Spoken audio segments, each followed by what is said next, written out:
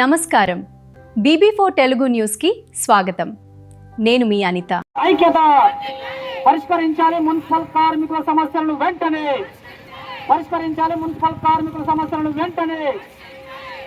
చనిపోయిన మున్సిపల్ కార్మికుల కుటుంబంలో ఉపాధి ఇచ్చేంత వరకు, రిటైర్మెంట్ అయిన కార్మికుల కుటుంబంలో ఉపాధి కల్పించేంత వరకు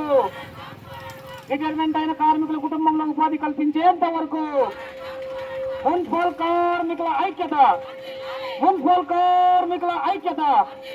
CITU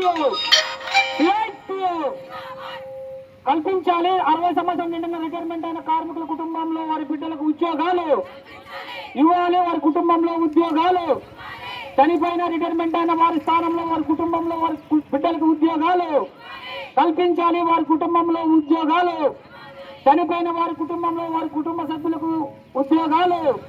మున్సిపల్ కార్మికుల ఐక్యత పోరాడతాం. మున్సిపల్ కార్మికుల సమస్యల పరిష్కారం అయ్యేంత వరకు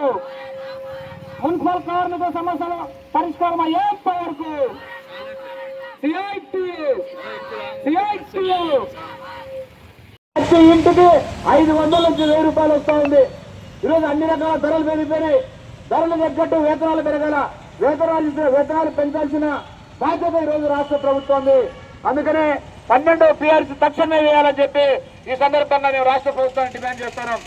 12వ PRC గత రాష్ట్ర ప్రభుత్వం వైసీపీ ప్రభుత్వం కమిటీ వేస్తే ఆ ప్రభుత్వం వేసిన కమిటీ బాగాలేదు, నేను కొత్త కమిటీ వేస్తానని చెప్పి ఆ కమిటీని రద్దు చేసినాడు చంద్రబాబు నాయుడు. ఇప్పటికి 22 నెలలు అవుతోంది, ఇప్పటి వరకు కమిటీనే వేయలేదు. ఆ కమిటీ ఎప్పుడు తిరుగుతుంది, కమిటీ రిపోర్ట్ ఎప్పుడు ఇస్తుంది, ఆ రిపోర్ట్కి అనుగుణంగా ఈయన జీతాలు ఎప్పుడు వచ్చాడో అర్థం కాలేదు. అందుకనే ఏ సమస్య పరిష్కారం కావాలన్నా పోరాటమే మార్గం. పోరాడండి ఎవరు దాయదార్శాలతో రావు. అందుకనే CITUగా మున్సిపాలిటీగా రాష్ట్ర వ్యాప్తంగా మనం చెప్పేది ఏమంటే, ఈరోజు మన సమస్యల పరిష్కారం కావాలంటే పోరాటమే మార్గం. మన సమస్యలు పరిష్కారం అయ్యేంత వరకు పోరాడాలని చెప్పి మీ అందరికీ పిలిపిస్తాను.